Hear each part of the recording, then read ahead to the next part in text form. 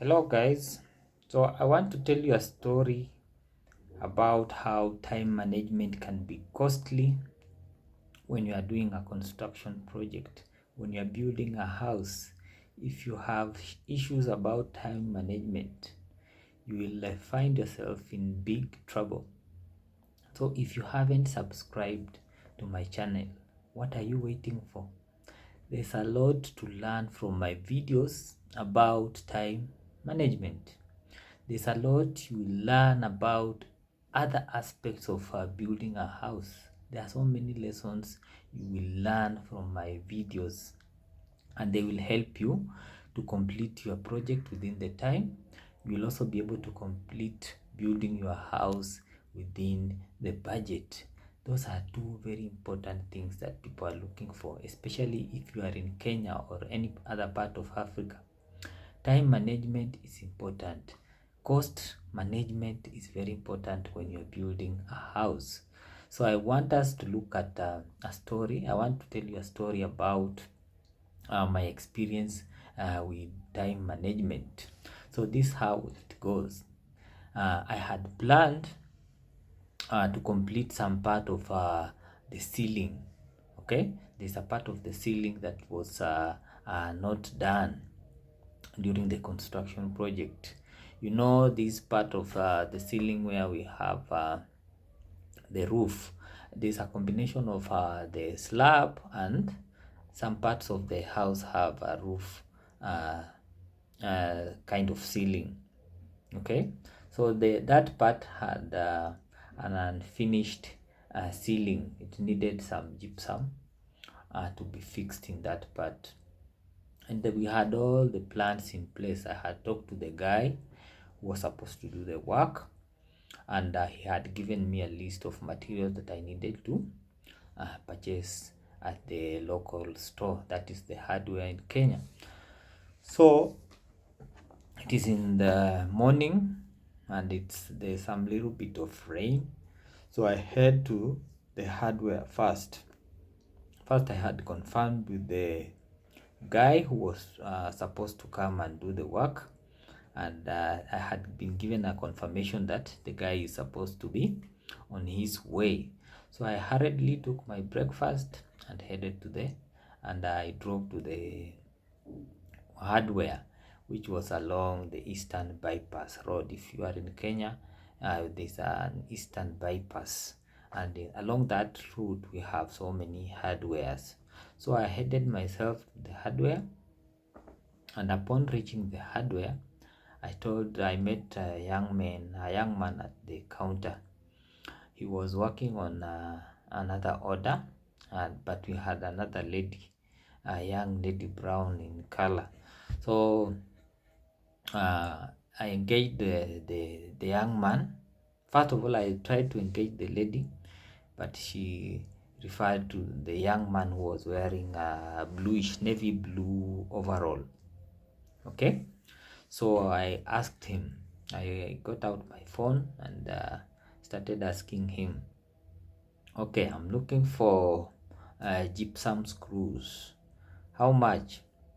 I told me it is available. Then the second thing I asked, do you have the studs? He gave me the price, and the third item that I was looking for is the how do we call it, the fiber tape. So in that particular hardware, the guys had the gypsum screws. I confirmed the size. It was around I think it's 1 inch. He brought on the counter. Then I was also looking for the studs. The studs were in the store, so he could not bring them on the counter. So after I had confirmed the two items were available, he told me that they did not have the fiber tapes, although I was seeing them. Maybe it was another customer's order. So he told me that they did not have the fiber tape, and he was going to order fiber tape for me so that I could take all the items from his shop. I think he's employed as a salesperson in that particular hardware. So me, I go to my phone, I make the payments, and I get a M-Pesa confirmation. So it's now time to collect my items. So I'm given the gypsum screws. I confirmed they were 1 inch. In fact, I tried to compare them with another size. The other size was a bit long. The 2 inches one was a bit long. So I told him I will settle for the 1 inch, and the price was the same. So I'm given that item, the gypsum screws, and the second one was the studs. So the guy who was supposed to bring the studs goes to the store and brings the studs, which are long. They are like long rods, aluminium, like they are. I think they are made from aluminium. So it was raining, and I took those two items to the car. Now the long wait started. I wait in the car. They are not bringing the fiber tape, which was the only remaining item. So I waited for some time, like 10 minutes. They were not talking to me. Okay, so I come from my car. I got back to the counter. I asked the lady, what happened to my order? Where is my fiber tape? The lady talks in the local language. I did not understand what she was saying. So she's trying to send a message. So the guy sends a message to wherever he was trying to order the fiber tape from. Okay, I hope you are following. If you haven't subscribed, kindly consider subscribing. So what happened next after the long waiting? I started getting frustrated. I started getting annoyed. You know those feelings when you are waiting for something and it's not being brought. It appears that these people do not even appreciate your time. It has been about 10 minutes you've been waiting. They are not telling you where they are getting the fiber tape from. They are not telling you how long you are going to be there waiting. On the other hand, the guy who is supposed to do the work is waiting for me. You see, that kind of anxiety comes in to me. So I go back to the counter, and she tells me that it has been ordered and it's coming. So I wait for another 10 minutes. I don't see the item. I don't see the guy who had sold me the item. So I start getting impatient. So I simply told the young girl, me, when I get angry, I will start shouting. I will cause all manner of chaos in this hardware of yours until you refund me my money or resolve my problem. Okay, when I looked at my phone, the time lapse, I had realized that the M-Pesa transaction, I had done it like 40 minutes. Okay, so I had waited for that item for 40 minutes, and these guys were really wasting my time. So when she noticed that I'm not somebody to joke with, I had threatened her, I'm going to cause all manner of drama. She said that the item is coming, the fiber tape is coming. Okay, so within no time, I saw the guy coming across the road, and he was holding the fiber tapes.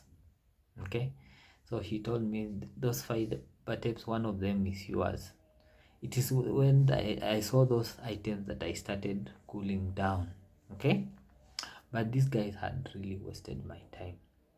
So when I took the items, I drove off. I went to the site, which was about